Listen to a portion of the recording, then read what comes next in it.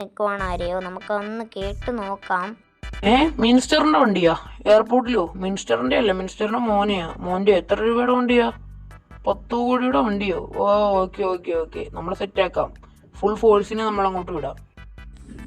Hello guys, ഇന്ന് നമ്മൾ വന്നിട്ടുള്ളത് നമ്മുടെ ഈ സ്വന്തം വീട്ടിൽ തന്നെയാണ്. അപ്പോൾ നമ്മൾ ഉറക്കം എഴുന്നേറ്റ് ഇന്നലെ പണി കഴിഞ്ഞ് നമ്മൾ ജിമ്മിൽ തന്നെ കിടന്ന് ഉറങ്ങി. ആൻഡ് നമുക്ക് ഇന്ന് സ്ഥിരം പോലെ തന്നെ നമ്മുടെ പോലീസ് സ്റ്റേഷനിലേക്ക് ജോലിക്ക് പോകണം. ഓക്കെ, എന്തായാലും നമുക്ക് ജോലിക്ക് അങ്ങോട്ട് ഇറങ്ങി ചെല്ലാം. ഓക്കെ ഗീസ്, ഇവിടെ നമ്മുടെ ബോസ് വന്ന വണ്ടി കിടപ്പുണ്ട്. പിന്നെ നമുക്ക് ബോസിൻ്റെ തന്നെ വീട്ടിലാണ് ഗീസ് ഞാൻ ഇപ്പോൾ താമസിക്കുന്നത്. കാരണം എന്താണെന്ന് വെച്ചിട്ടുണ്ടെങ്കിൽ എൻ്റെ ഒരു കുഞ്ഞ് പൊട്ട വീടാണ് ഇത്. ബോസ് ഇപ്പം ദുബായിക്ക് പോയപ്പോഴത്തേക്കും ബോസിൻ്റെ വണ്ടിയും വീടും എനിക്ക് തന്നു. പക്ഷേ അത് എടുക്കില്ലെന്ന് പറഞ്ഞിട്ടുണ്ട്. വീട്ടിൽ വേണേൽ ഇച്ചിരി നേരം കിടന്നോളാൻ പറഞ്ഞു. അപ്പം നമ്മൾ ഇന്നലെ വീട്ടിലാണ് കിടന്നുറങ്ങിയത് ബോസിൻ്റെ. സോ നമ്മുടെ വണ്ടി എന്ന് പറയുന്നത് ഇതാണ്. നമ്മൾ ഉത്സവപ്പറമ്പിൽ 20 രൂപയ്ക്ക് മേടിക്കുന്ന കൂട്ട് വണ്ടിയില്ലേ, ഓക്കെ, അതിൻ്റെ വലുത് നമ്മുടെ കുഞ്ഞു പിള്ളേർ ഓടിക്കുന്ന വണ്ടിയാണ്. അപ്പം ഞാൻ ആക്രിക്കടയിൽ നിന്ന് എനിക്ക് 100 രൂപയ്ക്ക് തരാമെന്ന് പറഞ്ഞപ്പോൾ ഞാൻ എടുത്ത ഈ ഒരു വണ്ടിയാണ്. ഓക്കെ, അപ്പോൾ നമുക്ക് ഫസ്റ്റ് ഓഫ് ഓൾ നമ്മുടെ പോലീസ് സ്റ്റേഷൻ പോയിട്ട് നമുക്കൊന്ന് വൃത്തിയാക്കി ഇടണം. കാരണം അല്ലെങ്കിൽ പോലീസുകാർ വന്നിട്ട് നമ്മുടെ അടിച്ചു പൊട്ടിക്കും നമ്മളെ. ഓക്കെ ഓക്കെ, നിങ്ങൾക്ക് ഊഹിക്കാം. എൻ്റെ ഇവിടെ ഒരു പോലീസുകാരൻ ഇരിപ്പുണ്ട്. ഇന്നലെ കറക്റ്റായിട്ട് വണ്ടി പാർക്ക് ചെയ്തില്ലെന്നും പറഞ്ഞ് നമുക്കിട്ട് അടി തന്ന പോലീസുകാരനാണ് അവിടെ നിൽക്കുന്നത്. സോ നമുക്ക് അയാളോടൊന്നും പോയി പറയാം. നമ്മൾ പണിയിലേക്ക് ജോയിൻ ചെയ്തിട്ടുണ്ട്. നേരത്തും കാലത്തും നമ്മൾ വന്നിട്ടുണ്ട്. SI വരുന്നതിനേക്കാളും മുമ്പ് നമ്മളാണെങ്കിൽ എത്തിയിട്ടുള്ളത്. ഓക്കെ, ഹലോ സാർ, ഞാൻ ജോലിക്ക് കയറുവാണ്. ഓക്കെ ഓക്കെ സാർ നമ്മളോട് ജോലിക്ക് കയറാൻ പറഞ്ഞു. ഇനി നമുക്ക് ഇവിടെ ഒക്കെ മൊത്തത്തിൽ ഒന്ന് വൃത്തിയാക്കിയും നമ്മളത് മൊത്തം വൃത്തിയാക്കി കഴിഞ്ഞിട്ടുണ്ട്. അപ്പം അവിടെ അയാൾ എന്തോ ഫോൺ വിളിച്ചുകൊണ്ട് നിൽക്കുവാണ് ആരെയോ, നമുക്കൊന്ന് കേട്ട് നോക്കാം. മിനിസ്റ്ററിന്റെ വണ്ടിയാ? എയർപോർട്ടിലോ? മിനിസ്റ്ററിന്റെ അല്ല, മിനിസ്റ്ററിന്റെ മോന്റെ എത്ര രൂപയുടെ വണ്ടിയാ? 10 കോടിയുടെ വണ്ടിയോ? ഓ, ഓക്കെ ഓക്കെ ഓക്കെ, നമ്മൾ സെറ്റാക്കാം. ഫുൾ ഫോഴ്സിനെ നമ്മൾ അങ്ങോട്ട് വിടാം. മിനിസ്റ്ററിന്റെ വണ്ടിയാ? സാർ എല്ലാം പറഞ്ഞായിരുന്നു. ഞാൻ ഒന്നും പറഞ്ഞില്ലല്ലോടാ. നീ പണിയെടുത്ത് കഴിഞ്ഞെങ്കിൽ നിനക്ക് മാസശമ്പളം കിട്ടിക്കോളും. നീ ഇവിടെ നിന്ന് തൽക്കാലം പൊക്കോ. എന്നാൽ ശരി സാറേ, ഞാൻ പോവാ കേട്ടോ. Okay, bye. എനിക്കിനി പോയിട്ട് ആ എയർപോർട്ടിൻ്റെ അവിടെയൊക്കെ ഒന്ന് തൂക്കണം. ഓക്കെ, അവിടെ തൂക്കുന്നതിന് ഇവിടെ തൂക്കുന്നതിനേക്കാളും ശമ്പളമാണ് പൊട്ട പോലീസ് സ്റ്റേഷനെ. നീ വല്ലതും പറഞ്ഞായിരുന്നോടാ? ഇല്ല സാറേ, ഈ പോലീസ് സ്റ്റേഷൻ കാണാൻ നല്ല വൃത്തിന്ന് പറയുമായിരുന്നു. നീയല്ലേ തൂത്തോ? നീ അങ്ങനെ വല്ലതും പറയും. ശരി സാറേ, ഞാൻ പോവാ. ഓക്കെ, എനിക്ക് നമ്മുടെ 100 രൂപയ്ക്ക് ആക്രിക്കടയിൽ നിന്ന് കിട്ടിയ വണ്ടി ഉണ്ട്, കണ്ടോ, ലംബോർഗിനിനേക്കാളും പവറായി വണ്ടിക്ക്. പോവാ സാറേ. ഓക്കെ, അങ്ങനെ നമ്മൾ എയർപോർട്ടിലേക്ക് എത്തിക്കഴിഞ്ഞാൽ ഇനി നമുക്ക് ഇവിടവും കൂടെ തൂക്കണം. നമ്മളൊരു ചുരുക്കത്തിൽ പറഞ്ഞ ഒരു തൂക്കൽ വാഗ്ദാനം തന്നെയാണ് ഈ നാടിൻ്റെ. ഓക്കെ, അപ്പം നമുക്കിനി എന്തായാലും ഇവിടെ തൂക്കാം. ഇത് മിനിസ്റ്ററിൻ്റെ വണ്ടിയാണെന്ന് തോന്നുന്നു. ആ കിടക്കുന്ന അങ്ങനെ സംസാരിച്ചാൽ നമ്മൾ കേട്ടതല്ലേ. ആ ചുമല വണ്ടി മിനിസ്റ്ററിൻ്റെ ആണെന്ന് തോന്നുന്നു. എന്തായാലും എൻ്റെ വണ്ടി ഞാൻ വന്നിരിക്കുമ്പം എൻ്റെ പൊള്ളിപ്പോവാതിരിക്കാൻ വേണ്ടിയിട്ട് നമ്മുടെ വണ്ടി എടുത്ത് തണലത്തോട്ട് ഇട്ടേക്കാം. ഇനി ഇവിടെ ആൾക്കാരെ ആരെയും കാണുന്നില്ല. ഇനി മിനിസ്റ്റർ വരുന്നതുകൊണ്ട് എല്ലാവരും മിനിസ്റ്ററിനെ വരവേക്കാൻ പോയതാണോ എന്നൊന്നും അറിയില്ല. എന്തായാലും ഇനി ഇവിടെ തൂത്തിട്ട് നമുക്ക് കാണാം.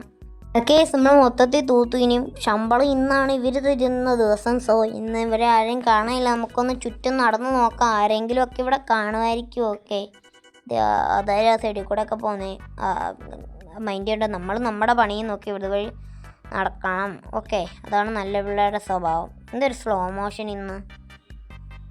എനിക്കറിയത്തില്ല. എന്തായാലും നമുക്കങ്ങോട്ട് ഓടിച്ചെന്ന് നോക്കാം. ഓക്കെ ഗേസ്, ഞാൻ ഓടി വരുന്നതിൻ്റെ ഇടയിൽ അവിടെ ആയിട്ടൊരു വണ്ടി കാണുന്നു. ഇനി ഇതാണ് മിനിസ്റ്ററിൻ്റെ മോൻ്റെ 10 കോടിയുടെ വണ്ടി. ഗേസ്, ഇതാണെന്ന് എനിക്ക് അയ്യോ മറിഞ്ഞു വേണം. നേരെ വെച്ചേക്കാം. ഇതെങ്ങനെയാണ് നേരെ വെക്കുമ്പോൾ പിന്നെ ഓട്ടോമാറ്റിക്കായിട്ട് കയറിയല്ലോ. ഈ വണ്ടി എന്നെ എങ്ങോട്ടോ കൊണ്ടുപോകുന്നു ഗീസ്. എന്തായാലും എങ്ങോട്ടൊക്കെ വണ്ടി കൊണ്ടുപോകാം. എന്നെ എന്തായാലും നമുക്കൊന്ന് ഓടിച്ചിട്ട് തന്നെ കാര്യം. ഒരു ടെസ്റ്റ് ഡ്രൈവ് നോക്കാം ഗീസ്. നമ്മൾ ഇത്രയും നാൾ 100 രൂപയുടെ വണ്ടി ഓടിച്ച ആളല്ലേ. നമുക്കിനി ഒരു ഇത്രയും രൂപയുടെ വണ്ടിയുടെ ഒക്കെ എക്സ്പീരിയൻസ് അറിയാമല്ലോ. അയ്യോ വീഴി. ഇതെന്താ പറ്റിയേ? എനിക്കൊന്നും പറ്റിയിട്ടില്ല, ഞാൻ ജീവനോടുണ്ട്. ഓക്കെ, വണ്ടി എഴുന്നേൽപ്പിച്ചിട്ട് നമുക്ക് ഇനി നമ്മുടെ ഒന്ന് ടെസ്റ്റ് ഡ്രൈവ് അടിച്ച് നോക്കാം. ഓക്കെ, ഇച്ചിരി നേരം ഓടിച്ചപ്പോൾ തന്നെ നല്ലൊരു രസമുണ്ട് ഗീസി വണ്ടി. നമുക്കൊന്ന് ടെസ്റ്റ് ഡ്രൈവ് ചെയ്ത് നോക്കാം. അയ്യോ എന്ത് സ്മൂത്താണ് ഗീസ്. എൻ്റെ പഴയ വണ്ടി പോലില്ല. നല്ല ടൈമൊക്കെ എടുത്ത് നല്ല അടിപൊളിയായിട്ടാണ്. ചേട്ടാ റോഡിൽ കൂടെയാണോ ചേട്ടാ നടക്കുന്നത്? ഓക്കെ, നമുക്കെന്തായാലും ഈ വണ്ടി ചേട്ടാ പോലീസടാ. ഈ വണ്ടി എടുത്തതിന് എന്തിനാ പോലീസ്? ഓ, ഞാൻ വണ്ടി എടുത്ത് പോലീസ് അറിഞ്ഞു തോന്നുന്നു. മിനിസ്റ്ററിൻ്റെ മോൻ്റെ വണ്ടിയല്ലേ പോലീസ് കേസ്. ഇതേ നിങ്ങൾക്ക് നോക്കിക്കഴിഞ്ഞാൽ ഇവിടെ 1 സ്റ്റാർ കാണാം.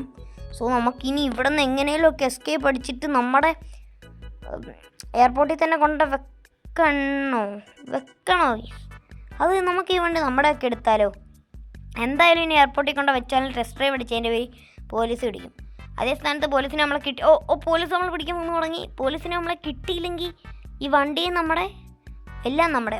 നോ, എന്നെ ഇടിച്ചിട്ടടാ. നമ്മുടെ പഴയ വീട്ടിലോട്ട് നമുക്ക് പോകാം. ഇതിൻ്റെ അടുത്തായിട്ട് നമ്മുടെ പഴയ വീടാണുള്ളത്. മീൻസ് നമ്മുടെ ബോസിൻ്റെ വീടിൻ്റെ അവിടെ കൊണ്ടിട്ട് കഴിഞ്ഞാൽ മനസ്സിലാവും പുള്ളിക്ക്. പുള്ളി എന്ന് പറയുന്നത്, നമ്മുടെ ബോസ് എന്ന് പറയുന്നത് തൂക്കൽ അസോസിയേഷൻ്റെ ലീഡറാണ്. ഓക്കെ ഇനി നമുക്ക് കണ്ടുപിടിക്കാം. ഇവിടെയാണ് എൻ്റെ വീടെന്നാണ് എനിക്ക് തോന്നുന്നത്.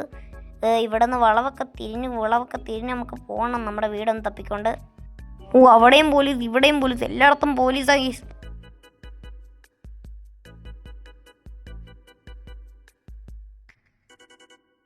ഗൈസ്, അങ്ങനെ നമ്മുടെ വീട് ഞാൻ ഇവിടെ കണ്ടിട്ടുണ്ട്. ഇനി നമുക്ക് നമ്മുടെ വീട്ടിലേക്കൊന്ന് കയറ്റി വെച്ചേക്കാം.